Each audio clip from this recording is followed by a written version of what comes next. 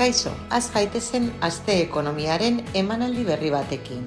Euskal ekonomiak azken 14 hilabeteetako daturik onena lortu zuen maiatzan, 97,4 punturekin. Azelerazio horri esker, hazkunde solidoko eremura hurbiltzen da, eta hori barne eskariaren eta esportazioen hobekuntzari esker. Bestalde, lehenengo lauhilekoan, 1.277 enpresa eratu ziren Euskadin.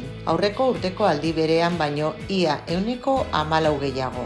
Horrela, 2014tik izandako zifrarik handiena lortu da, ekintzaileen merezimenduarekin. Eta jakin dugu halaber, KPIak gora egiten jarraitu zuela maiatzan, 3,9an kokatuta. Aurreko hileko erregistroa baino 4% gorago. Geure buruari, zergatik igoera hori, galdetzen badiogu, pentsa dezagun elektrizitatearen garestitzean bezaren igoeraren ondoren. Hurrengora arte.